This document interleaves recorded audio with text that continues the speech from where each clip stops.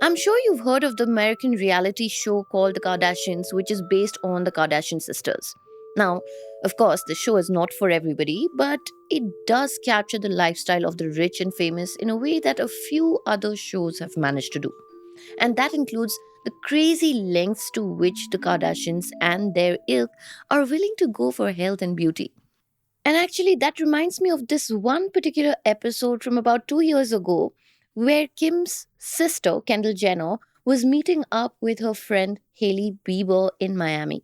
Hey! We are on our way to see some friends, and we're just gonna get some nice IV bags. It's what we consider a really fun day. On the show, you see both Kendall and Hailey lounging on these big white couches in what looks like somebody's living room.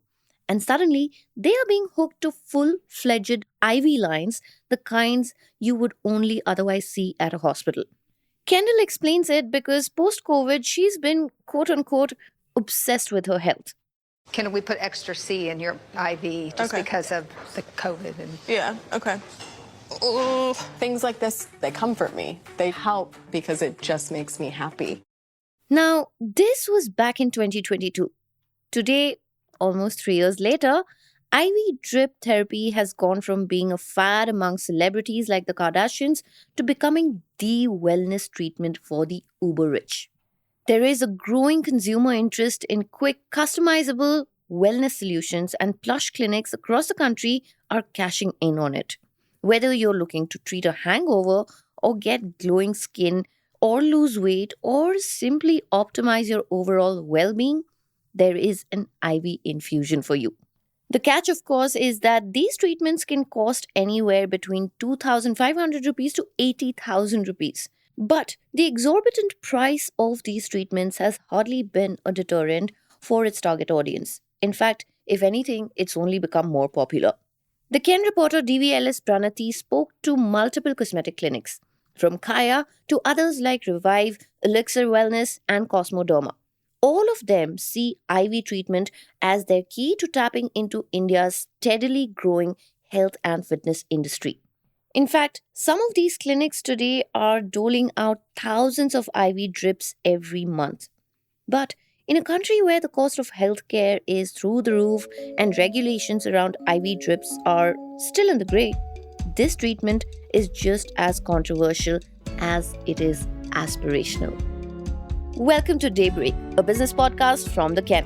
I'm your host Nigda Sharma, and I don't chase the news cycle. Instead, every day of the week, my colleague Rahel Philippos and I will come to you with one business story that is worth understanding and worth your time. Today is Thursday, the 2nd of January, 2025.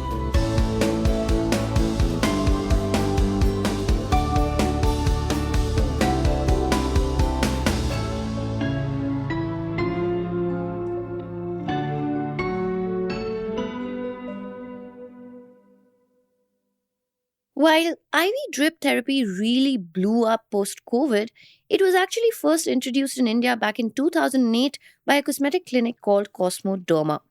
Chaitra Anand, the founder of the 19-year-old clinic, said it was initially met with skepticism. Back then, people didn't have a clear understanding of what taking supplements meant in the first place. But today, drip bars are popping up like juice bars or nail salons, and they look just as luxurious. Pranathi found that most clinics offer anywhere between 10 to 25 varieties of drips for skin, energy, recovery, or fitness. You see, branding is everything. So, typically, these clinics are worlds apart from the sterile, clinical feel of a traditional hospital. They look more like spas. Even the names that they pick for these treatments are a lot catchier and less intimidating than something you would find at a hospital. Like at Revive Clinic, its two most popular IV drips are called the Royal Flush and Hydromax drip.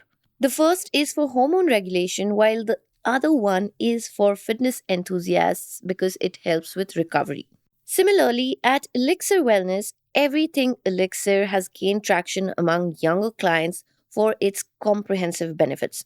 It was initially branded as an anti-aging drip, but somewhere down the line, the clinic decided to rename it as more and more 20-somethings started opting for it. Again, the hallmark of the IV drip industry is personalization. So at Reviv, for instance, a custom IV is selected and administered after a client fills out an extensive 8-page questionnaire. But Pranathi found that typically the formula on offer was largely the same across clinics, but with minor variations. In fact, she noticed an interesting coincidence at 4 of the clinics that she visited in Bangalore.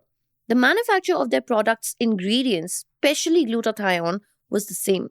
They were all manufactured by a 50-year-old company called Leica Labs Limited. Now, glutathione happens to be an ingredient found in a lot of skin drips, and it is among the most popular offerings at most drip bars. And that is largely because it is marketed for its skin brightening ability. And that is actually the average price point of most of these treatments. So, to ensure that customers keep coming back, most of these clinics offer discounted packages that would include anywhere between 3 to 6 drip sessions.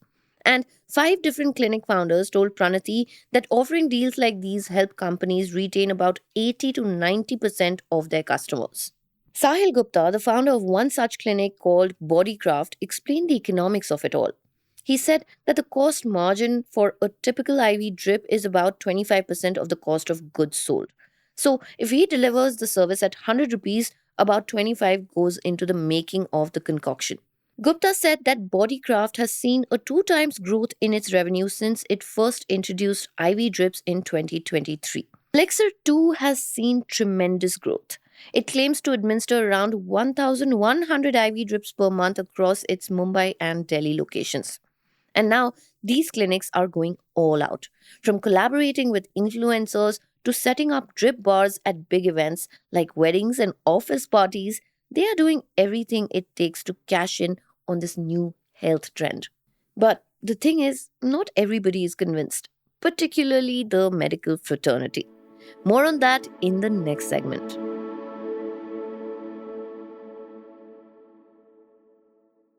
Let's talk about how IV drips actually work. At their core, they are a medical treatment that involves infusing a solution of water, vitamins, minerals, and other nutrients directly into a patient's bloodstream. At least 5 different founders explained the science to Pranathi. They said that any supplement taken orally gets absorbed only up to 40% after it passes through the gut. But IV treatments ensure 90 to 100% absorption because they are injected right into the bloodstream. This means that the body gets an instant and concentrated dose of the nutrients without any wastage. But most medical professionals will be quick to point out that IV drips often address temporary discomforts rather than underlying health issues. Raymond Savio, the lead consultant of critical care services at Apollo Hospitals in Chennai, called it a symptomatic boutique therapy. People in the medical community, Savio included, believe that this sort of treatment feeds off the placebo effect. The impact is more psychological than physical in the long run. While for most part, it is perfectly fine for people to take these drips since most of these are nutrients and vitamins that are already present in the human body, doctors say that not all drips are safe, especially when a doctor's prescription is not a prerequisite to injecting them.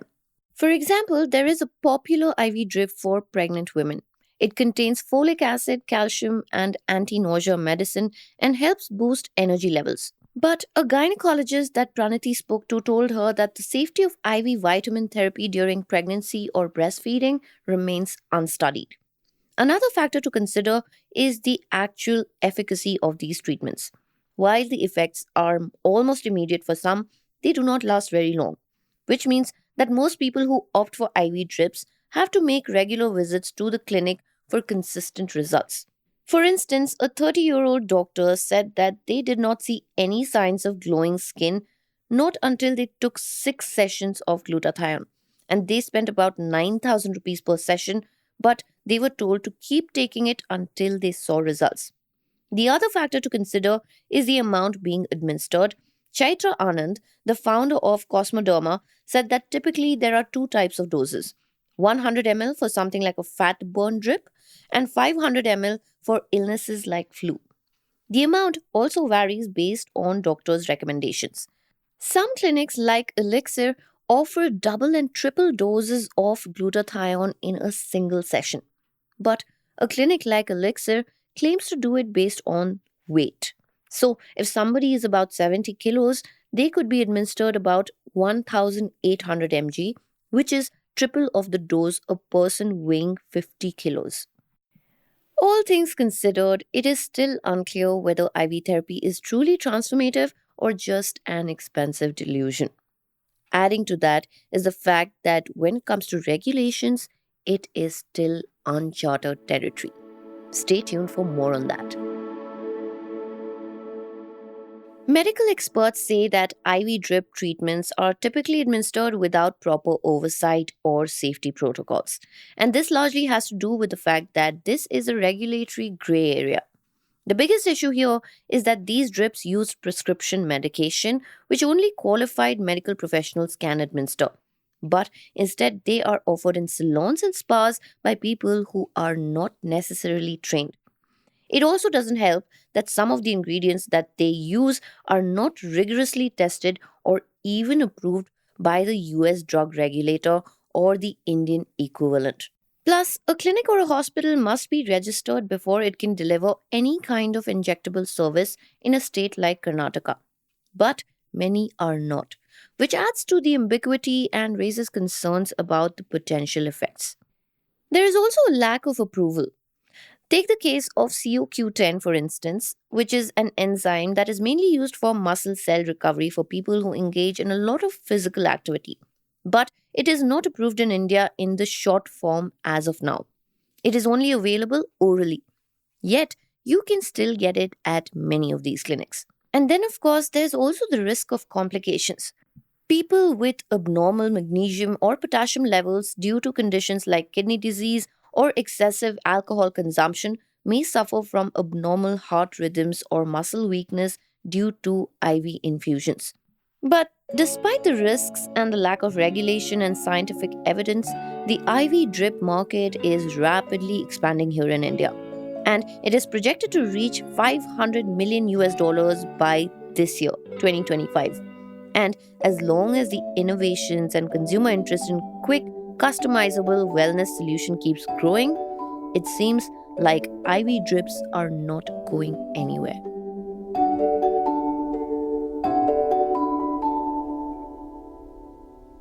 Daybreak is produced from the newsroom of The Ken, India's first subscriber-focused business news platform. What you're listening to is just a small sample of our subscriber-only offerings.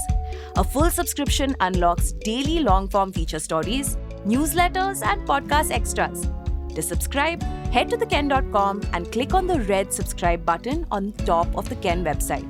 Today's episode was hosted by Snigdha Sharma and edited by Rajiv CN.